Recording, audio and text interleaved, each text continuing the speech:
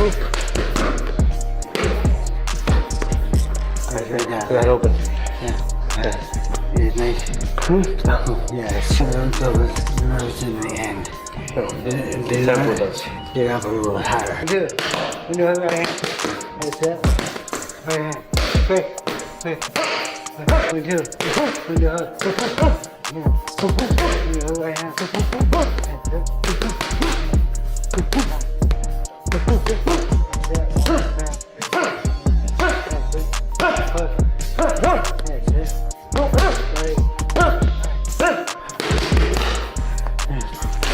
it.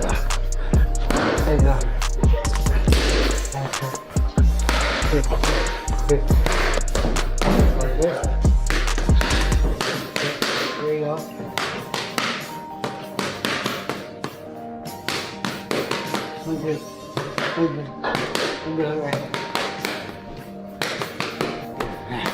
I can get to you.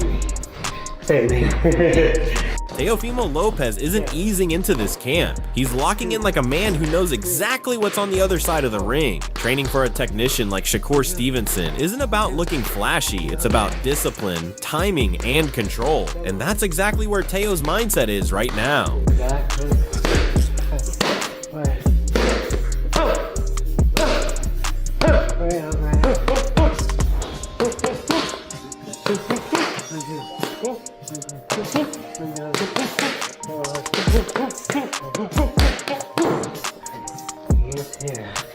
I'll get to here, but it's not, don't need another step. step, yeah. Sure. That's gonna make him hit back here, to the wall. Yeah.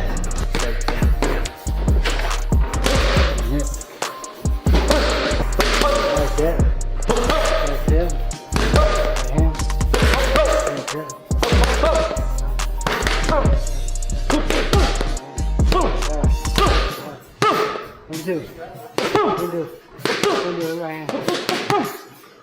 It's a psychological thriller disguised as a training camp documentary, a slow-burning chess match where ego, belief, discipline, and identity are already colliding long before the first punch is thrown.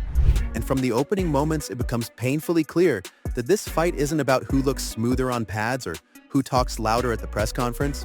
It's about whose worldview survives when the lights come on and the ring starts shrinking.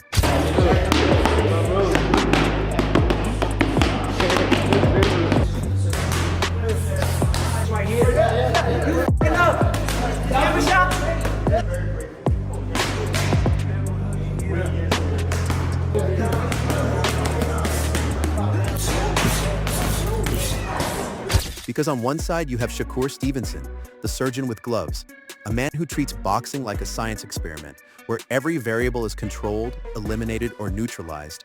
And on the other side stands Teófimo López, chaos wrapped in confidence, pressure powered by belief, a fighter who doesn't just want to beat you, he wants to drag you into discomfort and see who panics first. And this episode makes one thing crystal clear from the jump. Neither man is bluffing.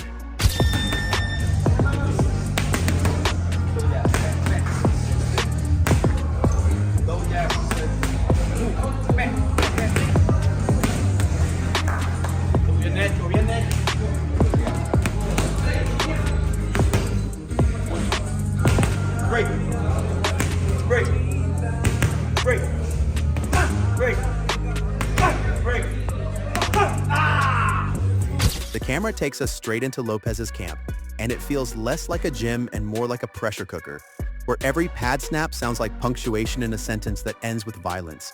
Because Teófimo isn't training to look flashy, he's training to impose, drilling explosive combinations, sharp foot placement, rhythm breaks, and angle cuts that scream intention rather than desperation. And the most dangerous part is that nothing looks rushed.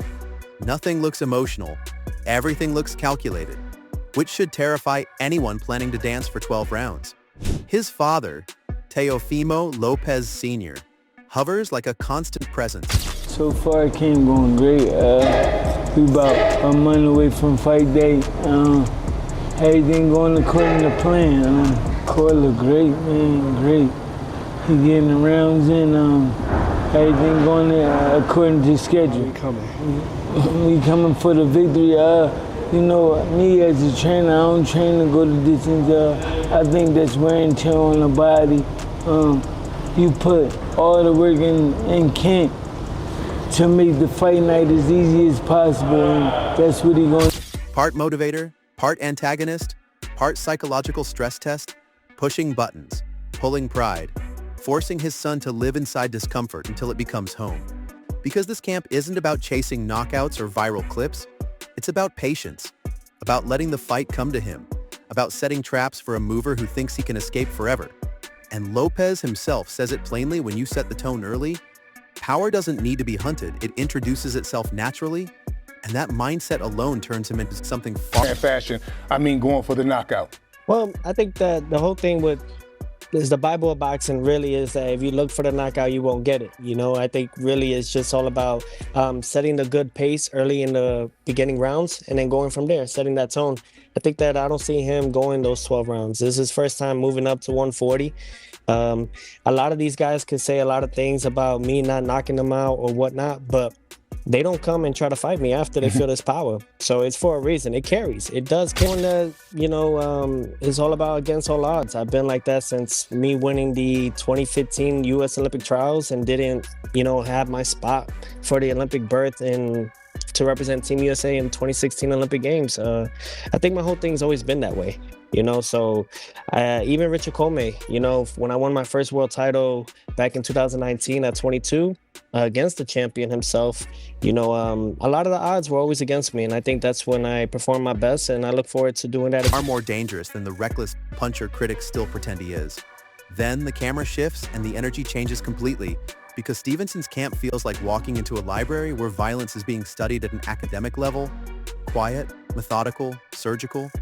Every movement rehearsed until it looks boring, and boring is exactly at the point. Shakur isn't here to impress anyone in training.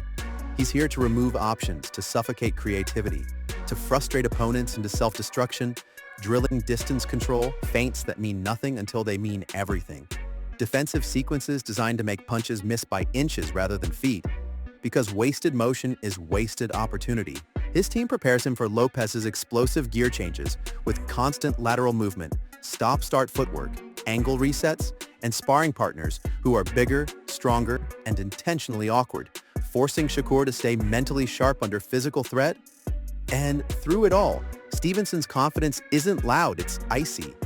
The kind of confidence that comes from knowing you've built a system so tight that chaos struggles to breathe inside it. But here's where the episode gets spicy, where the tone turns cheeky and the bold claims start flying. Because when these two worlds collide at the press conference, it's controlled chaos in human form. No screaming, no theatrics. Just two men absolutely convinced the other is walking into a nightmare they don't fully understand. Lopez Sr. leans into history, reminding everyone they've broken the code, before Lomachenko, Josh Taylor, names that still echo through the sport.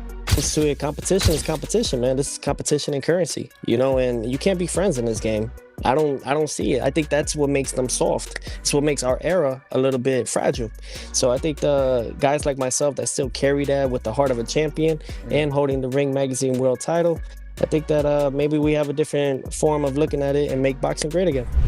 And just when you think this buildup is going to stay respectful and We've had to come up with some good game plans over the years to beat some great fighters, Lomachenko, Taylor, among them. How difficult is this man, Shakur Stevenson, to prepare for? Well, I see their weakness. That's what I do. You know, we broke the code with with Loma that nobody had ever done. You know, we didn't let him get comfortable in there. You saw that. You know, with like 8 rounds, he didn't know what to do. I did the same thing with Josh Taylor, and we're gonna do the same thing with Shakur. While Shakur fires back with surgical disrespect, calmly stating that Lopez has never faced an elite fighter like him. Not someone who can think, move, defend, and punish without ever losing composure. And suddenly the narrative isn't about belts or rankings anymore. It's about identity. Because neither man is willing to adjust, neither man is interested in compromise. And that's what makes this fight combustible. The episode keeps hammering home the real theme beneath the gloves. Habits, because elite fighters don't lose because they lack skill. They lose because under pressure, they revert to what feels safe. And this fight won't be decided by who has better footwork or faster hands, it will be decided by who breaks their own habits first, who abandons comfort when the plan starts cracking. The bold prediction whispered through the episode and shouted between the lines leans toward Lopez winning late. To Teófimo Sr., any reaction to what he just said? I'm not none of them fighters. I think that he did some great things against them guys. I seen a lot of weaknesses in his game too, and something that he said earlier, he said, Tio never lost to Southpaw. Well, I never lost to Orthodox. So, it ain't no different, but the difference is you never fought no elite fighter. Okay, I don't think y'all did either. Oh, so you gotta show it, baby. Not because he outboxes Stevenson in a technical sense, but because pressure plus belief plus timing creates a type of chaos that pure control can't always contain. The kind that forces even the calmest technician to make one bad decision. One half step late, one moment of doubt, and at this level, inches decide everything. No knockdown required, no dramatic collapse, just the slow accumulation of moments where the ring feels smaller, the legs feel heavier, and the mind starts asking questions it never had to answer before. And that's why All Access. Shakur Stevenson versus Teófimo López. EP1 works so well it doesn't sell a fight. It sells inevitability. Two undefeated belief systems marching toward each other with zero intention of yielding. I ain't seen. Not on my son. I ain't seen Lomachenko throw no punches. You for never 6 been on a big rounds. stage like this. I didn't see Lomachenko throw punches for 6 You never been rounds. on a big stage like I this. didn't see Lomachenko throw punches 'Cause we for 6 froze him. rounds. Okay, you gonna see. We gonna freeze you too. You better not throw the towel in. Come on, man. You out of your mind. Okay. Shit. My son fought without Well, no see- air. My son fought without no air against Comboses. You can't fight He for got your balls. son. You can't fight You for gonna your tell son. me, man? Come on. You can't fight for your son. I bet you gonna quit. Yeah, okay, you gonna see. One built on structure and control, the other on pressure and faith. And no matter who wins, this episode makes one thing unavoidable. When the bell rings, boxing isn't just going to crown a victor, it's going to expose a truth. And somebody's entire identity is about to get tested under the harshest lights imaginable. And that's where we leave it, not with answers, not with certainty, but with tension hanging in the air like a held breath. Because this fight isn't waiting to happen. It's already happening in the minds, the habits, and the belief systems of two men who refuse to blink. One believes control can solve anything. The other believes pressure eventually breaks everything. No tune-up excuses, no safety nets, no room to hide behind highlights or hype. When the bell rings, the ring gets smaller, the truth gets louder, and comfort becomes the first casualty. This isn't about who looks better on camera or who wins the internet. It's about who stays themselves when the plan starts cracking.